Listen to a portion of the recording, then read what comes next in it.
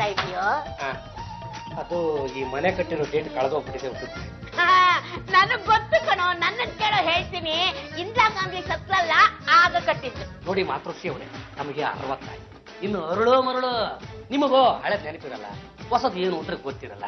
ಸುಮ್ನೆ ನಿಮ್ ಪಾಡಿ ನೀವು ಭಜನೆ ಮಾಡ್ಕೊಂಡು ರಾಮಕೃಷ್ಣ ಅಂತ ಒಂದು ಮೂಲೆಯಲ್ಲಿ ಕೂತ್ಕೊಳ್ರಿ. ಅಲ್ಲ, ಇಷ್ಟು ವಯಸ್ಸಾದ್ಮೇಲೆ ಇನ್ನೂ ಬದುಕಿರ್ಬೇಕು ಅಂತ ತೀರ್ಮಾನ ಮಾಡ್ತಿರಲ್ಲ, ನಿಮ್ಮ ಬಂಡ ಜನ್ಮಕ್ಕೆ ನಾನು ಏನ್ ಹೇಳಿ?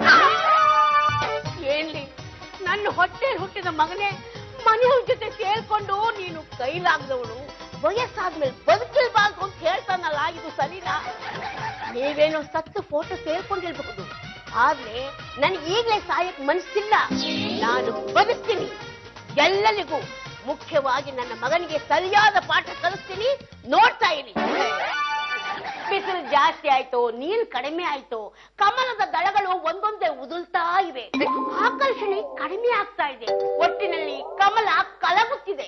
ಬಲ್ಲು, ನಮ್ಮ ಅತ್ತೆ ಅವರು ಎಲ್ಲ ವಿಷಯ ಬಿಟ್ಟು ಈ ಕಮಲದ ಬಗ್ಗೆ ಮಾತಾಡ್ತಾ ಇದಾರಲ್ಲ, ಏನ್ ನಾಟಕ ನಂಬರ್ 3ನಾ? ಅಲ್ಲ ಕಣ, ಸೂರ್ಯಕಾಂತಿ ಬಗ್ಗೆ ಮಾತಾಡ್ಲಿಲ್ಲ, ಚೆಂಡು ಬಗ್ಗೆ ಮಾತಾಡ್ಲಿಲ್ಲ, ಮಲ್ಗೆ ಹೂ ಬಗ್ಗೆ ಮಾತಾಡ್ಲಿಲ್ಲ, ಈ ಕಮಲದ ಹೂ ಬಗ್ಗೆ ಯಾಕೆ ಮಾತಾಡ್ತಿದಾರೆ? ಇಲ್ಲಿ ನೋಡು, ಪೇಪರ್ ಅಲ್ಲಿ ಬಂದಿದೆ, ಕರೆಗುತ್ತಿರುವ ಕಮಲ. ಕಂಬಳಿ ಹೊತ್ಕೊಂಡು ಮಲ್ಗೋ ದಿನ ದೂರ ಇಲ್ಲ.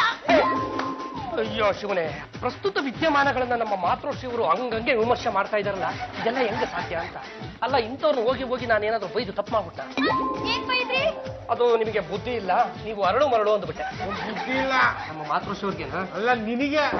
ಅತ್ತೆ, ನಿಮ್ಮಲ್ಲಿ ಒಂದು ಶಕ್ತಿ ಇದೆ, ಆ ಶಕ್ತಿ ಎಲ್ಲಿದೆ? ಹೊಟ್ಟೆಲಿದೆ.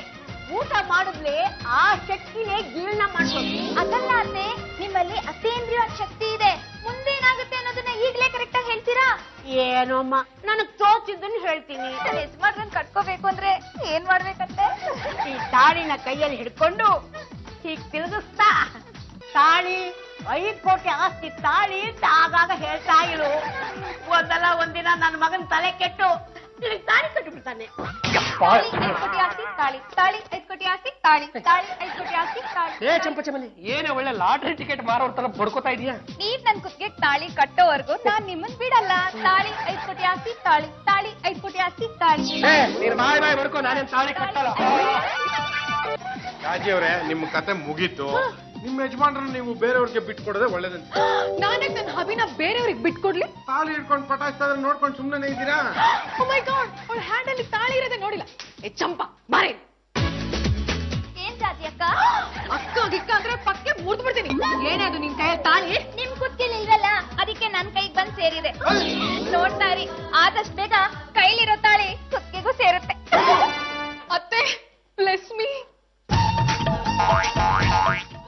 ಏನಮ್ಮ, ಇವತ್ತು ಇಷ್ಟು ಭಯಭಕ್ತಿಯಿಂದ ನಮಸ್ಕಾರ ಮಾಡ್ತಾ ಇದೀಯಾ? ಅತ್ತೆ, ನನ್ ಸಂಸಾರನ ನೀವೇ ಸೇವ್ ಮಾಡ್ಬೇಕು. ಲೇಟ್ ಆಗೋಯ್ತಮ್ಮ.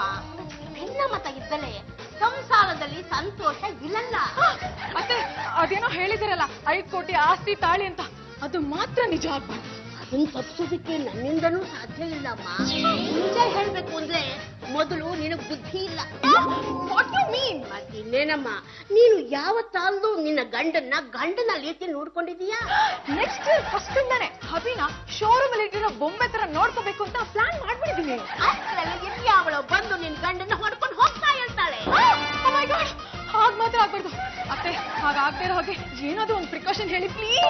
ನೋಡಮ್ಮ, ಬೆಳಿಗ್ಗೆ ಹೊತ್ತು ಗಂಡನ ಮನಸ್ಸು ಚಂಚಲವಾಗಿರುತ್ತೆ.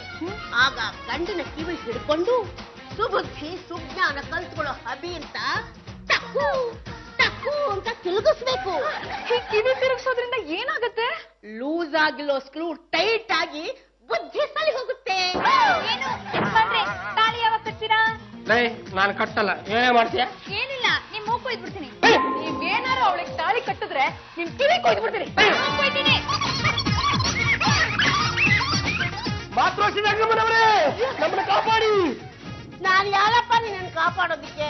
ನಾನು ಬುದ್ಧಿ ಇಲ್ಲದವಳು, ವಯಸ್ಸಾದವಳು, ಅಲಳು ಮಲಳು, ನನ್ನಂಥವಳು ಬದುಕಿರಬಾರದು.